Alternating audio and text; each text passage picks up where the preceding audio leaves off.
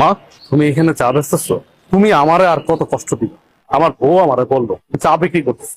আমি এই কথা শোনার পরে নিজেরা সামলা রাখতে পারি না। আমি এই জন্য তোমাকে নিতে আসছি।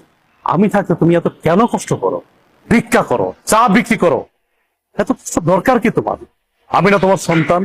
তুমি না আমার জন্ম দিছো? তাহলে এত কষ্ট কেন করো আম্মা? বাবারে, কিছু কিছু কষ্ট সন্তানের ভালোবাসার জন্য করতে হয়।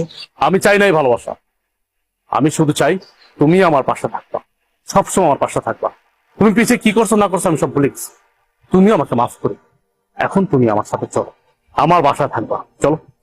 না বাবা, আমি তো তোর আগেই কইছি আমি যাব না। আমি চাই না তোর সংসার অশান্তি হোক, তোরা ভালো থাক, এটাই আমি চাই। তুমি এটা কেমন কথা বলতেছো? আমার সংসার অশান্তি? আমি যেদিন থেকে আমার বউরে বিয়ে করছি সেদিন থেকে তো আমার জীবন অশান্তি শুরু হয়ে গেছে। তুমি আর নতুন করে কি অশান্তি শুরু করবা? অথচ দেখো, আমার বাড়িতে থাকার কথা তোমার, অথচ তুমি না থেকে আমার শ্বশুর থাকছে। শ্বশুর থাকতেছে নন স্টপ, দিনের পরে দিন, রাতের পরে রাত, ভালো মন্দ খাইতেছে, ঘুমাইতেছে, ফিরতেছে। অথচ তুমি রাস্তা রাস্তা ভিক্ষা করতেছো, চা বিক্রি করতেছো। খারাপ লাগে না আমার? আমার তো খারাপ লাগে। তোমার তো ন্যূনতম কমন সেন্সটুকু আছে, অথচ আমার শ্বশুরের কোনো কমন সেন্স নেই। আমার বোর কাছে আমার শ্বশুরই সব। যাই হোক মা, আমি তোমার এত কথা বলতে পারতেছি না, এখন কোনো কথা আমি শুনবো না তোমার। তোমার এই চার ব্যবসা রাইখা এখন আমার সাথে তুমি চলো।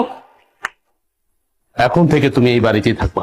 তুমি এত কিছুর পরেও সেই তোমার মাকে বাড়িতে নিয়ে এসছো, আমাকে তোয়াক্কা করে তুমি তোমার মাকে নিয়ে আসছো। তোমাকে কি তোয়াক্কা করবো? কি তোয়াক্কা করবো তোমাকে? আমি এই সংসারটা চালাই, আমি ইনকাম করি, আমি পাঁচতলায় বসে এসির বাতাস খাবো, আর আমার মা রাস্তা রাস্তা চা বিক্রি করবে, ভিক্ষা করবে, সে গাছের নিচে থাকবে। দেখো, এই সংসারটা আমার, এই সংসারটা আমি মেনটেন করি, তাই আমি যা বলবো তাই হবে।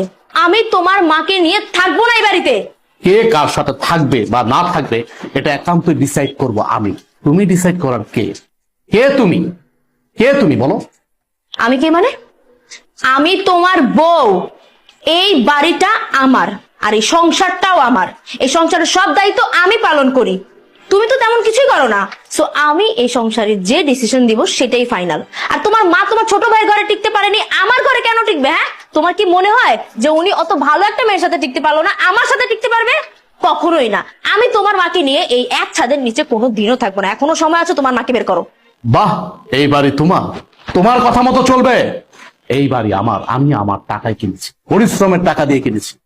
আর চাকরিটা করতেছি পরিশ্রম করে, কিন্তু চাকরি করে টাকা উপার্জন করি। হ্যাঁ মানলাম, তোমার বাবা আমাকে চাকরি দিয়েছে, সে অনেক সহযোগিতা করছে,